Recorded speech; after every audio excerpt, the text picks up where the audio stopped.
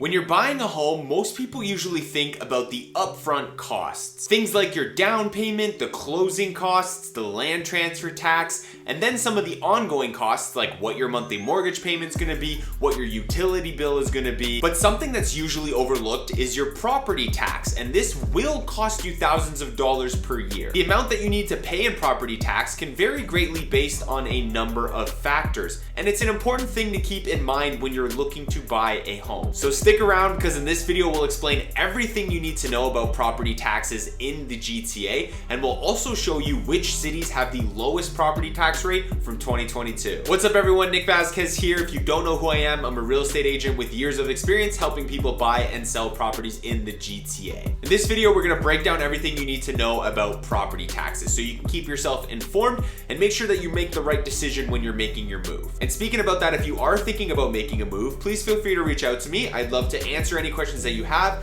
and help you make a smooth and successful move. You can call me, text me, email me, or book a one-on-one meeting with me. The link will be in the description below. And before we get into it, if you find this information valuable, please just smash that like button. Would seriously appreciate it. Also, if you want to keep yourself informed on other real estate topics, real estate tips, things like that, please consider subscribing to the channel. Now with that out of the way, let's go into everything you need to know about the dreaded property tax. As I've already kind of alluded to, every city has a different property tax rate, and that tax rate will vary based on the size of the city council's operating budget, and the price of homes in that city. Larger cities will typically have a lower tax rate due to the amount of people living there and the higher home prices, and then smaller cities will usually have a higher tax rate for the opposite reason. Now, breaking down how the property tax rate is calculated, what we're doing is basically looking at the municipal tax rate and what the most recent assessed value of your home is. So you're just taking those two factors, multiplying them together, and that's the amount that you would pay per year. Now, the municipal tax rate is broken down into two factors. So you have the education tax rate, which is implemented by the province of Ontario, and the proceeds of that do go to fund the regional schools. And then you have the residential tax rate, which is determined by the municipality's city council. So those two things make up the municipality tax rate for each city, and we'll take a look at those numbers in a second. But first, let's touch on the assessed value of properties. The Municipal Property Assessment Corporation, MPAC for short, I'm gonna say MPAC because that is just way too long to say every single time. They do an assessment on your home every 4 years to give you a value of what your home is worth. The last time properties were assessed was in 2016, and obviously they do it every 4 years. We're now in 2023, so we're long overdue for new assessed value. But due to the pandemic, they decided to push it off till 2024, so we're just gonna wait till 2024 until those new assessed values come out, and we're currently using the 2016 assessed values to come up with your property tax rate. And the way MPAC does this assessment of the value of your home is they do take a few things into consideration. And those things are the size of your lot, the overall condition of the home, whether there have been any structural changes or renovations, and then they also look at the value of comparable homes in the area. Then they combine all those factors together, and that's how they come up with the assessed value for your home. An important thing to note here is that the assessed value of your home is not necessarily the same as what you paid for your home, especially in 2023. Looking at just broad examples, usually the assessed value will be roughly about half what the home is actually worth today. Now that's a very broad generalization. You're not gonna go look at an assessed value of 500,000 and be like, okay, my house is definitely worth $1 million. It's not really how that works, but just on averages, the assessed values are roughly about half of what the value is today. And of course, that's a very easy thing to see because home values have gone up a lot since 2016. Now, obviously they're planning to update the assessed values in 2024,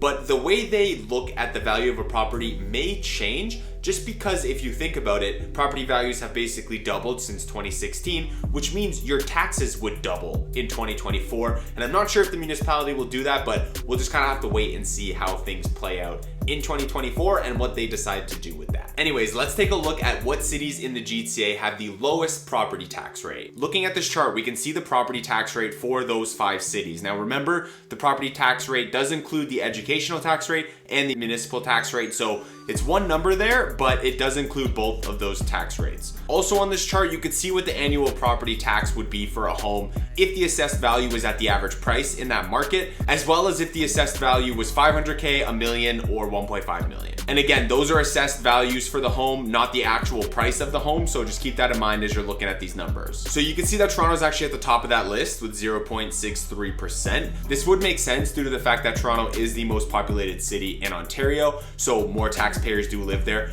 And also, of course, home prices are higher, so it would make sense that they have a lower property tax rate. Now, this doesn't mean it's cheaper to live in Toronto, it just means that the property taxes there are lower. Obviously, Toronto has very high home prices, and you also have to pay a municipal land transfer tax on top of the provincial one, so you're basically getting taxed twice. So that is something you need to consider if you are thinking about buying a home in Toronto. But again, looking at a pure property tax perspective, you would pay less in Toronto than anywhere else in the GTA. And then the other cities on this list, looking at Markham, Richmond Hill, and Vaughan, they all have lower property taxes, primarily because the home prices there are a lot higher than some of the other surrounding cities. And you can see what the average yearly property taxes would be for homes in those cities. And then you can also see Milton on this list. And I left this one out on purpose. The reason being is that you actually will get the most bang for your buck in Milton. You can see that the average price in Milton is much lower than these other cities here, and the property tax rate is pretty low as well. So you can actually save some money if you decide that you wanted to go buy a place in Milton. So those are the 5 cities in the GTA that have the lowest property tax rate. This information surprised you. If you learned something new, I know I was pretty surprised when I found this out. Please just hit that like button and consider subscribing to the channel. Now, before we wrap things up, let's take a look at which cities in the GTA actually have the highest property tax rate. So here's a chart with all the cities throughout the GTA, and you can see their respective tax rates there. So you can see the 5 cities with the highest property tax being Oshawa, Whitby, Ajax, Pickering, and Brampton. Those cities generally have lower home prices, so it would make sense that their property taxes are a little bit higher. And here's another chart showing you how each city ranks based on what the annual property tax would actually be if we use the average sales price in that city. And you can also see which cities provide the most bang for your buck here.